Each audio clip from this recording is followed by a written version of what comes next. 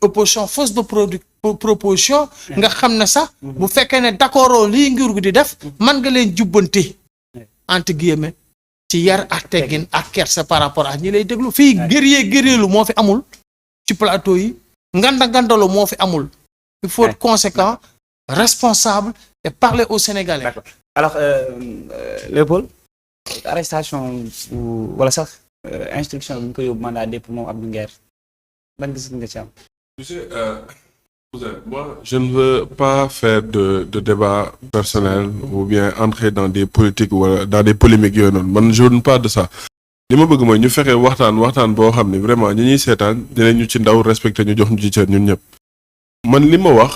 lu leer la lu clair la moi j'étais dans l'opposition bokk dans le même cadre que Ousmane Sonko président Bassirou Diomaye Faye et tous les gens du PASTEF on était dans le même cadre de lutte moment boobu noonu li ñu doon xeex démb ak li ñuy xeex tey amul différence man ci parti bi ma nekk wala ci taxaw sama leader taxawaay bi mu am ñëpp dañ ko naw respecté ko par rapport à sa discipline par rapport à son respect envers toutes les institutions de la République et loolu la ñuy xaar ci képp koo xam ne tu es dans l'opposition actuellement nga nekk dans cette même dynamique dans ce même lancer là ñun loolu la ñuy xaar ci ñun bi may nekk dans l'opposition Ousmane Sonko nekk dans l'opposition Ousmane Sonko ne Macky Sall dañ ko war a traîner def ko comme Samuel Doe j'étais dans le même cadre que lui et je ne l'avais pas accepté dama ko ñaawlu woon fi ma ko waroon ñaawluwee bi may nekk dans l'opposition le président Bassirou Diomaye Faye bind na ni ko on va vers la clochardisation de la justice dama ko bañoon donc c'est pas que aujourd'hui que des gens wax loo xam ne moo gën a tuuti moo gën a yées que ñoom lu ñu wax ba pare après man ma bëgg nekk fi naan dama koy rafetlu ça je ne du ma ko rafetlu ni ma ko doon bañee démb noonu laa ko nekkee di ko bañee tey li am tey dama jàpp ni que y a pas de différence entre démb ak tey man gisaguma fi bokk ku wax loo xam ni ñoom waxaguñ ko fi woon ils ont dit pire c'est-à-dire ce régime là ñi nga xam ne ñoo fi nekk tey bépp fànn bu nekk ci biir réew mi boo jëlee magistrat yi boo jëlee administration bi boo jëlee politiciens yi boo jëlee ñëpp amul kenn koo xam ne rek waxuñu ci ñoom kàddu boo xam ne da nga leen ciy xeebe donc tey suñu gisee tey am ñoo xam dañuy def comme ñoom li ñuy def démb c'est normal que ñun ñu bañ ko ñu ñaawlu ko et loolu la ñu nekk di wax jaay doole jàpp nit tëj ci biir kaso bi loolu dañ ko doon bañ Bassirou Diomaye Faye bi ñu ko jëlee yóbbu ko instruction ñu ñëpp dañ leen woon lii warul woon nekk instruction parce que li mu wax lu leer la c'est un post Facebook c'est du flagrant délit nañ basé wu sur le post Facebook ñu jàpp ñu tëj ko Abdou Nguer je ne l'ai pas suivi je ne suis pas Abdou Nguer damay dégg rek ay écho ci Abdou Nguer parce que je n'ai pas le temps man ci li ma jàpp di déglu voilà sur des réseaux des choses qui ne me font pas avancer un débat boo xam ni c'est personnel man du ma ko déglu mais man gëwma wala yaakaaruma que ni que Abdou Nguer wax na lu garaaw loo xam ne war nañ ko mën a jàpp naan dañ koy yóbbu instruction. ah mais bon dès l'instant que déglu woo ko. ndax nga ko mën a. non xam nga si on me dit que ni que Abdou Nguer dafa demander autopsie mais ñun ñëpp chaque jour on demande des autopsies ku ci nekk day di nga am kenn ku gaañu sa biir kër. kenn ku gaañ sa benn dëkkandoo wala dara nga demander à ce que ñu def benn autopsie ça ne veut rien dire c'est pas interdit de demander l'autopsie suite à la mort de quelqu'un c'est pas interdit su fekkee ci loolu la moi je me dis que ni que loolu peut-être jarul woon ñu yóbbu ko en instruction c'est l'interprétation non moi en fait je me base juste sur ce que j'ai lu dans la presse a dit que ni que il y a un compte boo xam ni du sax Abdou Nguer moo ko moom keneen moo ko moom kooku moo titré que ni que Abdou Nguer demande benn autopsie est-ce que c'est pour ça uniquement que lañ ko jàppee si c'est ça je me dis que ni que loolu jarul woon ñu koy teg donc moi ce que je pense que ni que aujourd'hui tey politique bi nga xam ni moom la politique judiciaire bi nga xam ni moom la ñu war a teg en place c'est-à-dire dafa war a nekk benn politique boo xam ni koo xam ni teguwuloo ci yoon wala wax nga loo xam dañ lay xeebee vraiment qu'on t'appelle et qu'on te rappelle à l'ordre mais il faut pas que tey aujourd'hui tey ñu bëgg jël nit rek lu mu mënti wax rek ñu dem jàpp jël yóbbu ci kaso bi politique judiciaire au Sénégal warul nekk di jàpp nit ñi di tëj ci kaso bi y a vraiment d'autres moyens qui doivent permettre à ce que ñu alléger vraiment les prisons ñu bañ a jël prison yi rek def ko foo xam ni lu xew rek lu mënti xew rek ñu dem jël ko je pense moi que Abdou Nguer mérite respect et considération du moment où il a le courage de dire ce qu'il pense vraiment on doit faire la promotion de tout ça tous ceux qui viennent dans des plateaux pour dire vraiment ce qu'ils pensent ñu teg ko ci dëgg teg ko ci jub teg ko ci loo xam ne lu wóor la teg ko ci respect et considération envers l'autre personne. mais justement respect boobu xëy na respect boobu moom moo nekk débat bi. je suis xëy na bu ci respect bi nekkoon du ñu expliquer. mais je suis en train de te dire que ni que moi je ne suis pas Abdou Nguer.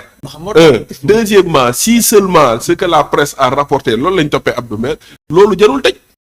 man loolu laa nekk di expliquer. su fekkee li presse yi titre rek. que ni que Abdou Nguer c'est à cause d'un compte boo xam ne il est même pas le propriétaire de ce compte là moo tax ñu tëj ko. et que le compte a titré que ni que Abdou Nguer demande une autopsie. mais vraiment si c'est pour ça uniquement vraiment wax dëgg yàlla loolu jarul ñuy tëj nit ki. wala boo ko tëj sax mais juger ko en flagrant délit et on passe à autre chose. mais doo jël nit ki def ko instruction yóbbu ko ci kaso bi bàyyi ko fa 6 mois man je me dis que ni que loolu amul sens et que Sénégal waroon nañoo dépasser fii. Sénégal boo xam ne instant yi nii tu vois les prisons on me dit que ne y a plus de 80 arrestations il fait en moins d'1 an vraiment il y a problème loolu il y a problème moi si aujourd'hui man ma dégg ki nga xam ne mooy premier ministre mu ne nekk autorité mu ne ministre de la justice autorité judiciaire du autorité judiciaire autorité politique la su ma nee ko tëjal diw day tëj diw mu wax ko 19h à 22h je vois qu'on arrête 55 personnes de ma sécurité. Il n'a pas dit ça moi aussi. non mais Il n'a pas dit c'est bien Gueye c'est ce qu'il a dit. Non. Man je l'ai suivi il a dit que ni que il a dit mot par mot que ni que Ousmane Diagne du autorité judiciaire autorité politique la man su ma nee ko tëjal diw dafay tëj diw mu ne tax su ma nee ko tëjal Déthié Fall mii sax daf koy jàpp tëj ci biir kaso bi. Ça c'est des vidéos qui circulent c'était en période de campagne électorale je l'ai suivi mu wax loolu mu wax ko vers 18h 19h j'ai vu que ni que à 22h on a arrêté 55 personnes de ma sécurité. loolu moom moo ko wax ñu jàpp tëj leen. j'ai vu qu'il a repris les mêmes propos à l'Assemblée nationale il y a moins d'une semaine mu wax ko et après j'ai vu que ni que la machine est en train de trembler. Un premier ministre qui dit que ni que tolérance zéro c'est pas à lui de nous dire que ni que moom amul parce que amul pour tolérer wala mu bañ a tolérer. xam na Ousmane Sonko ce que je dis aux gens je dis que ni que Ousmane yàlla li mu ko defal ci àdduna gëwuma dina ko defaat homme politique fii ci Sénégal c'est-à-dire yàlla may na la lépp. c'est-à-dire yow ñu teg la lu ne persécution bu nekk ñu teg la ko. pendant 2 ans nga nekk di ko gérer nga gérer ko vraiment dignement avec courage et ñu ñëpp ñu nangul la ko yàlla def yow nga nekk ci biir kaso nga mën a joxoñ nit ne tànn leen diw bi mu nekk président sénégalais yi ànd ceeg yow fal ko loolu kooku vraiment wax dëgg yàlla desal tura yàlla teral na lim la war a terale bu la yàlla defalee loolu yëpp nag tey li la war mooy nga ne man de lii ñu ma doon teg démb vraiment du ma ko teg ñii. parce que nag retour de bâton dafa am. mënoo Macky Sall teg na ko lu ñaaw ba yàlla def moom mu may ko ndam boobu noonu moom waru fee nekk di tegaate lu ñaaw di jaay doole. quand quelqu'un dit que ni que je suis indestructible vraiment. ça veut dire que tu es en doute ça veut dire que ni que tu es en train vraiment d'être brisé d'être cassé et ce qui te manque aujourd'hui à l'heure actuelle c'est d'avoir le courage de tes options. avoir une ouverture qui te permet tey vraiment à ce que man li ma gëm mooy vraiment nga mën a yaatal mën a tëddee jaxanaay nekk fi pour sénégalais yëpp et c'est ça loolu la ñuy xaar ci moom man ci li ma jàpp d'accord mais Gueye bu ñu waxee division de fausse nouvelle bi ñuy daana dem ci beneen waaw war nañ dépasser ab beneen sujet non en fait c'est que soxna si mi nga xamante ni mi ngi tudd bon sànq rek sax bu ñàkk yaa ma dimbaliwaat ci vidéo bi Fatou Kiné Cissé bi nga xamante ni voilà su ma nee convocation yi c'est de part et d'autre ça veut dire que soxna si moom ñoom lay jàppale waa Pastef la léegi moom li mu information bi joxe que ni sécurité Ousmane Sonko Bassirou Diomaye Faye dañ ko infiltré jëm naa ko woo mën ma ko jot maanaam information ak sensibilité information bi mu am moom aussi ñu convoqué ko mu jàkkaarloo ak enquêteurs yi mu ni daf ko lii ci ay at loolu tamit ni nga gisee moom c'est trop facile dafa def erreur communicationnelle et ci li ñu xam aussi c'est pas la première fois parce que am na genre problème en 2003 ci problème mu armement yi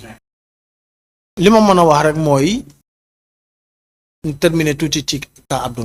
Nguer da ngay dégg presse bi ne lii lañ koy toppee mais bu ñu fàtte ne dañ ko déglu juge ba ko déglu